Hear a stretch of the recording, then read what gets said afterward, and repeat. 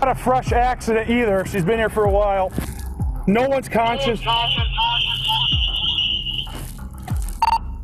No one's breathing. Two young men, Dominic Russo and Davian Flanagan, lost their lives in a deadly car crash on July 31st, 2018. What followed next was a high-profile conviction that landed a 17-year-old in a double murder trial. Hi, Mackenzie. Step out for me. You're under arrest for aggravated murder ×2, okay? Nobody's gonna ask you any questions. Nobody's gonna bother you. As the judge delivered the sentence, each word echoed in a room filled with pain and sorrow. She had a mission, and she executed it with precision. The mission was death. In the wee hours of the morning, officers received a 911 call reporting a deadly car crash in Strongsville, Ohio. A BMW car was found in a mangled mess after slamming hard into a brick building. It was a fatal accident. Or was it? Come through here. I have a 17-year-old female, Mackenzie. Come through the sign. Okay, that might be the driver. The car was almost split in two, and there was absolutely no hope of surviving occupants. She's been here for a while.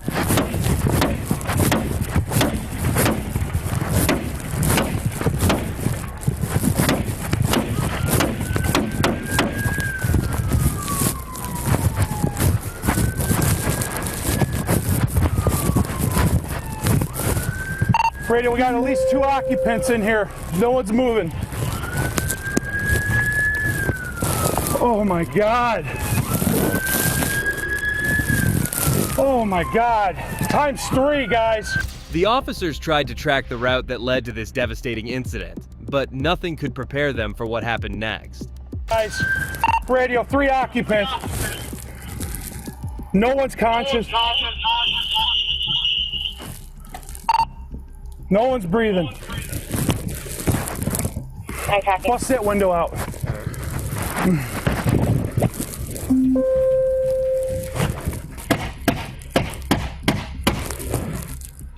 Who can hear my voice? Driver's radio. The driver is breathing, unconscious. Officers found 3 individuals who were trapped in a car that was almost split into 2. Just when they'd lost all hope, they spotted signs of life. This is bad, guys. She's alive. We got to get her out somehow. Reach up and unlock the door. She's breathing. She's breathing. Her head's wedged. Let's see if we can get some IDs, guys. 44, go ahead. Not with the other unit. Oh, yeah, they're all pretty young. Setting up to block traffic north on Alameda. 5-7 radio. Go ahead. Advise fire. That our driver's breathing, unconscious, wedged. The one who survived happened to be the one behind the wheel. The last thing you expect to see came. Help me find a track, guys. Come through here.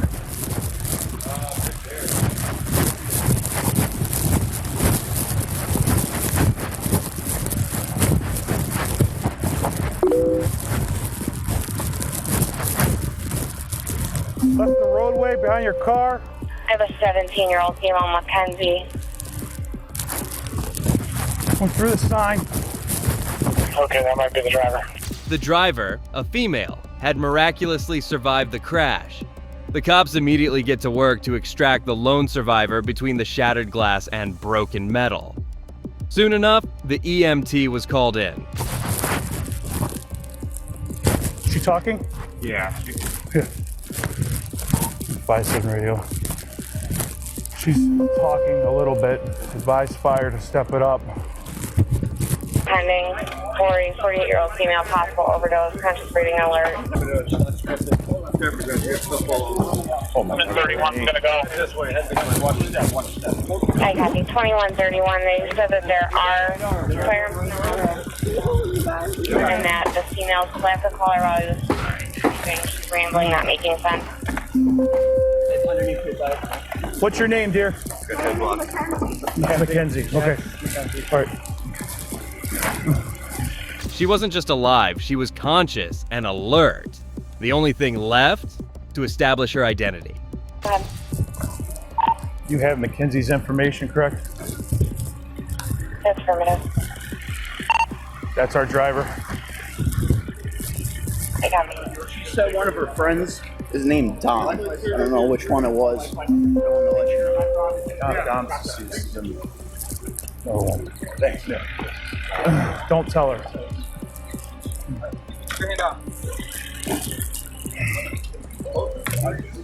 Looks like the other guy's DOA. That would take part of it out. I need to talk to you. This is going to be like a vehicular. Where are we? We're going. She's driving. She's intoxicated. Yeah. She was dead. I mean, Well, I don't know if she's intoxicated. Right, We don't but- know that. we don't have that's a that- detective thing, right? All that charges and stuff. She's 17, so it would be a juvenile Okay, thing. Yes. that's where. Okay. So, Mackenzie had been behind the wheel. That much was certain. But whether she was intoxicated or simply reckless was still to be established. do an OBI on her if it's in fact alcohol. Now, you won't probably be able to even get really talk to her because she's going to be at Metro. Are we even? I mean, site-wise, we don't have to cite in this No, situation. not right now. Okay, that's where I'm at for the report. Got our blue bag right there. Confirm with the captain. We got a bird in route.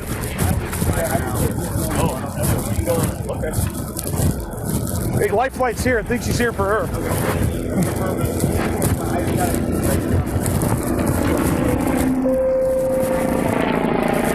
They were piecing names, bruises, shifting through chaos, trying to know how it happened. Okay. What's bothering you right now? Don't say anything. What's hurting you? Which one? Right leg? All right, I'm gonna say how much longer on that driver being executed. Okay? No BP. I'm gonna give you I think we're gonna close up and expose her. We got some. Okay, fair enough. Mackenzie was alive, but barely conscious. Now the real story was waiting to be uncovered. Hi, Mackenzie.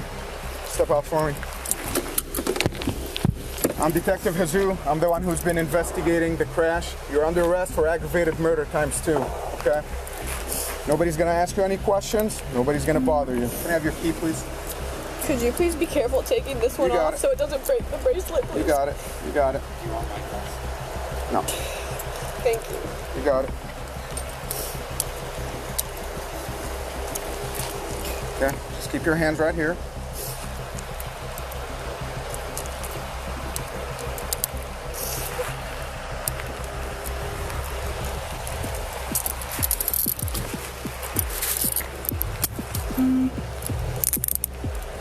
The two male passengers never made it out alive.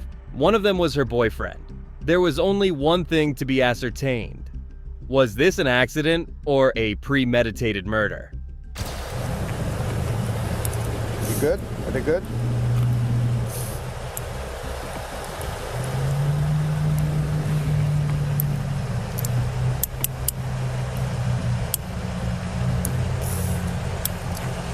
Thank you. All right. This cruiser right here. Actually, he took her out of the car and we did not. Okay. Do you have anything out of pockets, anything like that? We're in pockets, but this is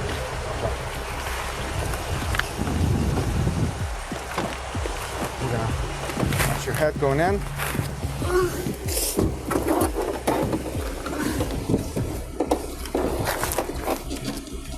Officers transported Mackenzie to the Cayuga County Juvenile Detention Center. And this is where the gravity of her charges began to sink in.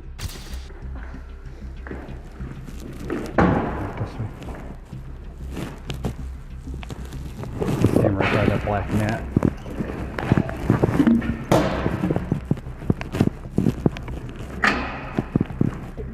Straightforward. Yep, until that door. Step on that yellow line and just face the wall. Unfortunately, everything's gonna have to come off right now once we know, when the detective comes back and we know for sure what's going on. Everything's gonna be bagged up here, it's not going anywhere.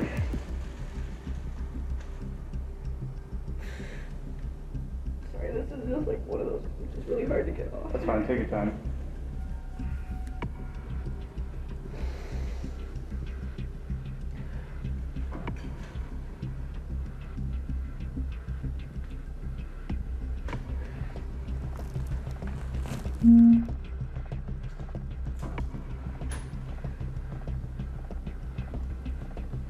But then came a voice from the other side.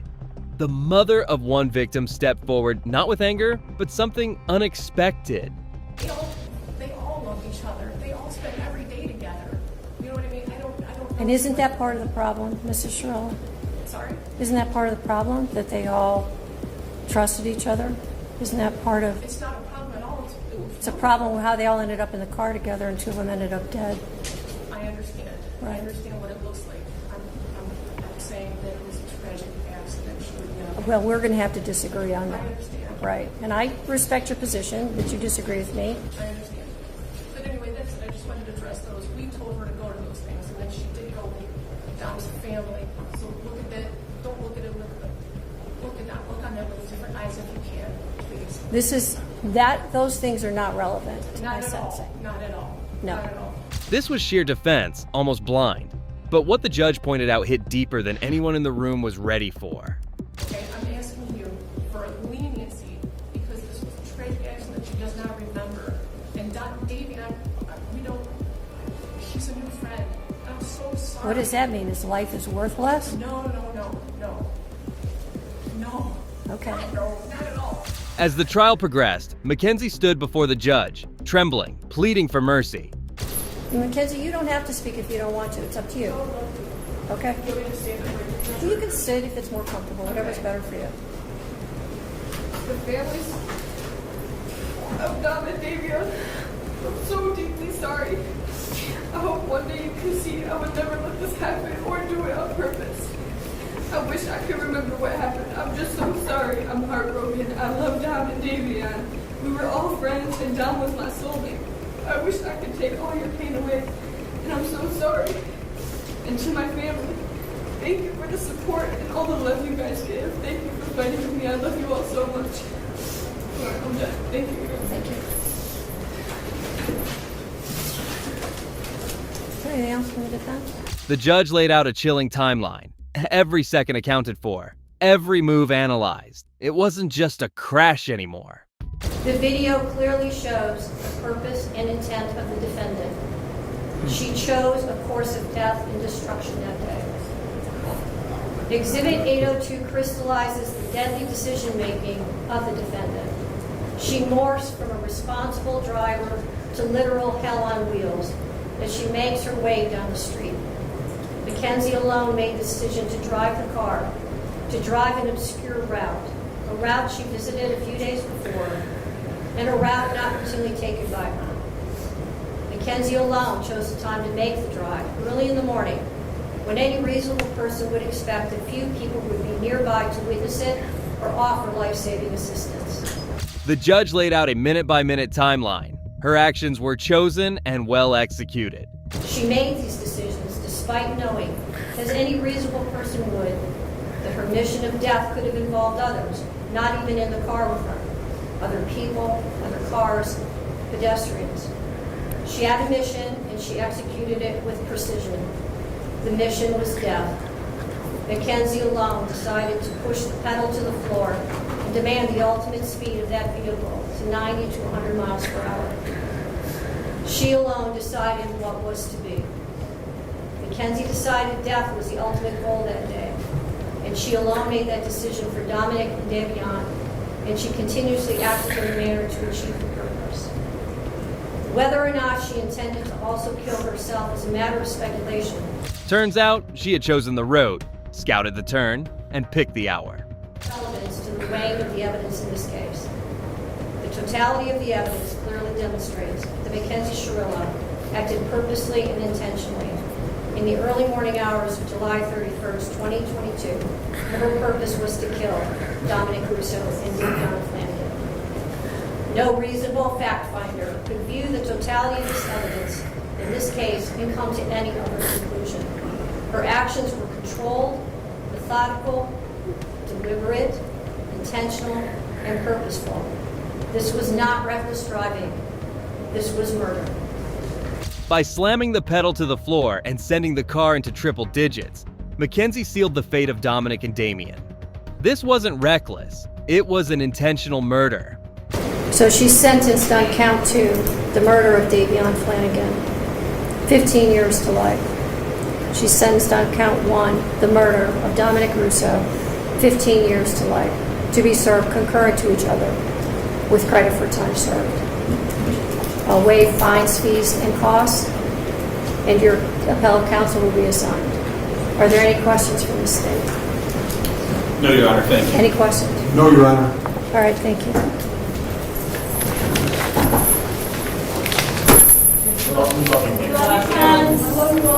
You're innocent.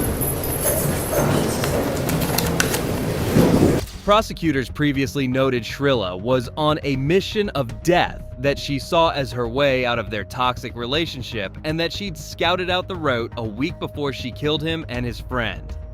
Mackenzie was sentenced to 15 years to life for both murders, to be served concurrently. With credit for time already served, the verdict was final. No questions were raised. The chapter had closed, but the impact would echo far beyond the courtroom walls. One story had already ended in shattered glass and unanswered questions. But another was only just beginning, with a trigger and a lie. I look and I see her fall to the ground. Next thing you know, she starts to bleed. The EMS just pronounced her deceased. Oh my God, man. Officers were rushing through the scene as medics were trying to keep Amber alive. Moments earlier, the 14-year-old had pulled a gun and shot her in the same room where they'd all been hanging out. Okay, let's get started. You said you do have a full Fuck out.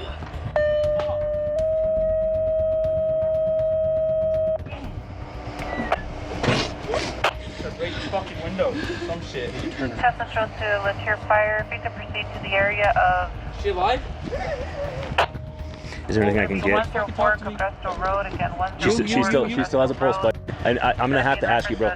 What you're doing right now is not helping. I'm gonna need you to either go sit down over here or just give us a second, okay? You don't need to be upset. My sister. I understand it's your sister. I understand, but what you're doing right now is I understand, but what you're doing right now is not helping. Okay, I'm not trying to be. Yeah, you are. I'm not trying to be. I'm trying to help you, buddy. Okay.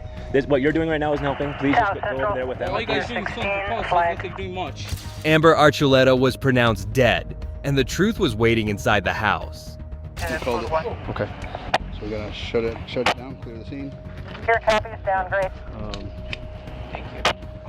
Let's get some tape and start taping everything off. Tape everything off. Put the unit in the road. I want to block off whatever we can. Was it a 22? What kind of revolver do you know? I don't know my You just know that it was a revolver handgun, right? Yeah, I know it was one of those Aspen. Got you. Okay. And he points it at her, and she went to go like take it away from her face, right? All of a sudden, you just hear a boom. The story was getting clearer, dark but clear. The witness said he raised the gun, and then the silence was shattered in the worst possible way. And I see her fall to the ground. Next thing you know, she starts to bleed. So he shot her in the face with the handgun? Yeah, Where were you guys when he shot her with the handgun? I think the kitchen. You guys were inside the house when it happened? Yeah. And he points that at her, and so she went to go move it. Mm-hmm. And that's when you just hear the loud bang and a little bit of a light. Mm-hmm. And then she drops. And next thing you know, she just starts to bleed. Okay. But one thing cut through the chaos. A shot fired at close range, a 13-year-old girl bleeding from the face, and 4 teens frozen in a moment they couldn't undo. I understand, sir. Can you talk to me for just a couple minutes? The EMS just pronounced her deceased. Oh my God, man. So, She's gone. What? She's gone. No. Can I please go see it? Yes, sir. I'll have one of my guys meet you. I'm trying to stay out here to block this off. I'm fine. 404, 406. You have the father walking in now. He's got carpenter knee pads on, a blue t-shirt and a baseball cap. I'm sorry, sir. My condolences. I'm honestly, I'm gonna do my damnedest to figure out what happened. I'm sorry. It was Brown who planted the story, a drive-by, quick and distant.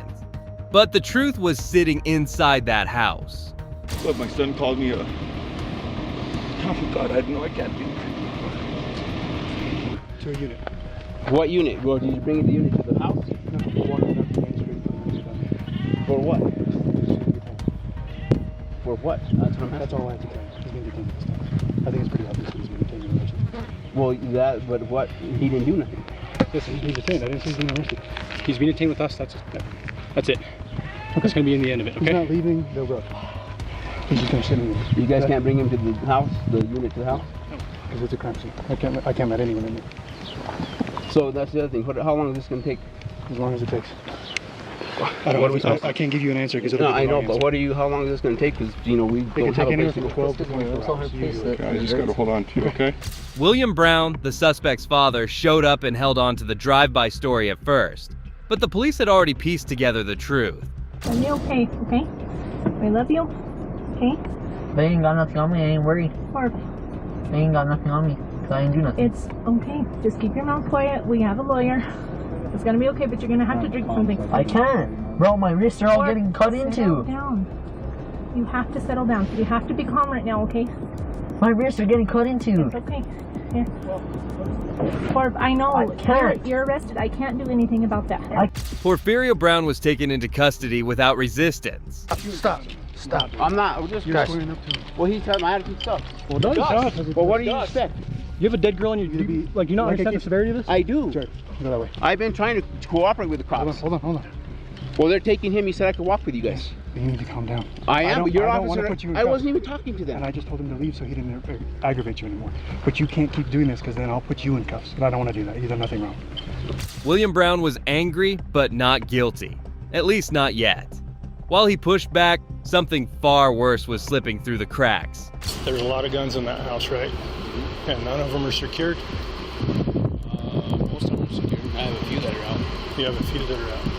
Okay, with that right there, have your hands, put your hand behind your back. Eventually, William Brown was arrested for leaving guns within easy reach of his teenage son. The house held several weapons, too many, and all too accessible. William Brown now faces charges under Benny's Law, named after a tragic case involving a student using a parent's gun. He's charged with second-degree murder and tampering with evidence. Released to his grandparents' pending trial, Brown has supervised visits with his father, but discussions about the case are off limits. If convicted, he could face up to 18 years in adult prison. Alright, and that's a wrap for today. Which of these cases hit you the hardest or broke your heart the most? Drop your thoughts in the comments, smash that like button, and don't forget to subscribe for more.